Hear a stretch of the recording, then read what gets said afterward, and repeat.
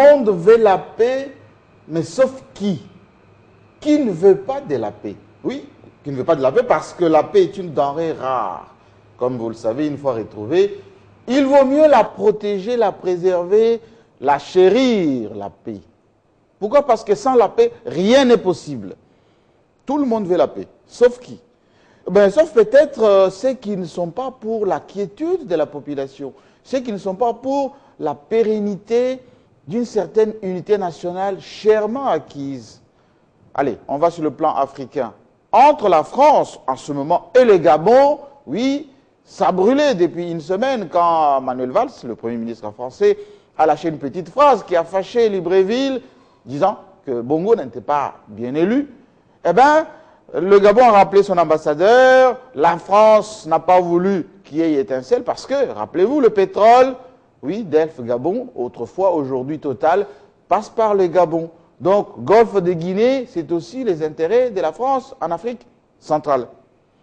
Entre le Burkina Faso et la Côte d'Ivoire, pas plus que ce matin, le Premier ministre ivoirien, Kamblin Denkan, a dit qu'il vaut mieux réparer ces problèmes de mandat d'arrêt lancés par le Burkinabé contre Guillaume Soro par la diplomatie, parce que si ça chauffe entre les deux pays, non seulement il y a une forte communauté burkinabé en Côte d'Ivoire et vice-versa, ça risque de porter beaucoup de préjudice à la sous-région. Même au Burkina Faso, où il y a eu ce qu'on appelle la révolution, aujourd'hui, la réconciliation est à l'ordre du jour. Regardez, au Burundi, pas plus que hier, vous avez vu la délégation des Nations Unies, plus l'Union africaine, plus même, allez, l'Union européenne, qui a dépêché là-bas des émissaires pour convaincre les protagonistes d'aller au dialogue pour préserver la paix. Donc la paix, c'est une denrée très rare. Tout le monde est pour la paix. Et vous allez me poser la question, mais au Congo, en RDC, est-ce que tout le monde est pour la paix? Oui, mais il faut commencer par les partenaires de la RDC. Le pape est pour la paix. Il l'a dit, le pape, et d'ailleurs, c'est ce qui a convaincu le cardinal Mosengo à se faire violence et venir aux commémorations. Non seulement il a présidé la messe en l'honneur de Lumumba et de Musée Laurent Désiré Kabila pour la première fois pendant plusieurs années, mais il s'est fait violence, il est venu, Ban Ki-moon, secrétaire général des Nations Unies.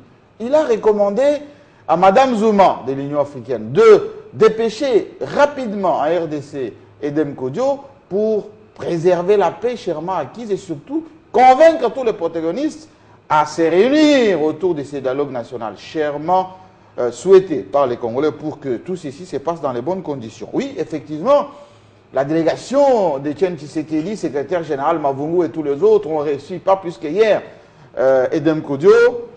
Gizenga l'avait déjà fait avec le président Kabila et l'ensemble des acteurs. Oui, jusqu'aux pygmées, en RDC, tout le monde veut la paix. Vous avez vu à Kinshasa, lorsque le chef d'État a fait une petite marche de 3 km sur le boulevard du 30 juin, Oumela partout, oui, les Oumela, c'est des Kinois. Les Kinois veulent la paix chèrement acquise. Alors qu'ils ne veulent pas de la paix en RDC. Il y a aussi un peu ce qu'on appelle les jusqu'au boutistes. Enfin, ceux qui veulent résister, ceux qui veulent montrer effectivement que la paix, ce n'est pas souvent très indispensable, même si, comme on dit, la course au pouvoir est tout à fait louable, quels que soient les moyens utilisés. Oui, ils sont minoritaires, mais ils sont là, il faut tenir compte aussi de leur point de vue, les écouter, parce que peut-être ils n'ont pas compris l'utilité de la paix. Parce que les tracts qui ont été distribués au stade Tata Raphaël, qui ont été ramassés par les Wewa et donnés aux mamans qui vendent les beignets, ces tracts disaient des choses qui n'avaient rien à voir avec la paix. On a parlé de prière aussi, mais quand on prie, est-ce que c'est pour avoir la paix ou c'est pour avoir les étincelles?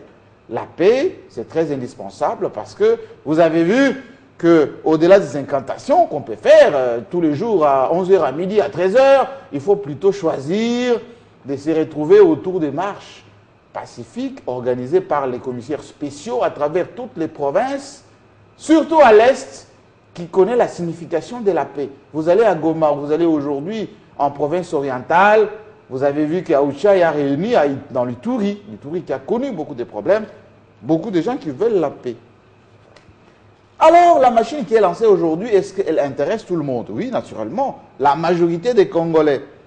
Le dialogue est en cours de mise en place dans pas longtemps, après le rapport d'Edem Kojo à New York, et plutôt d'abord à Addis Abeba, parce qu'il y a le sommet de l'Union africaine à la fin de ce mois, et après tout ceci, ça va porter naturellement vers les dialogues. Tous les délégués sont en train de se préparer pour venir chercher quoi? La paix. Les délégués doivent venir, chacun avec un cahier des charges. Parce qu'en général, ceux qui parlent du peuple, avant de parler pour le peuple, et surtout pour les comptes du peuple, il faut d'abord se préserver, s'organiser pour que ce peuple soit en paix. Notamment dans les églises. Parce que si vous confondez la paix prêchée par la Bible et les activités politiques au sein de l'église qui risquent de porter atteinte à la paix, ça risquerait de confondre votre mission que vous êtes en train d'entretenir parce que vous serez dans la classe de ceux qui ne veulent pas la paix, comme on l'a dit. Tout le monde veut la paix, sauf qui? Sauf ceux qui ne savent pas que la paix, c'est indispensable.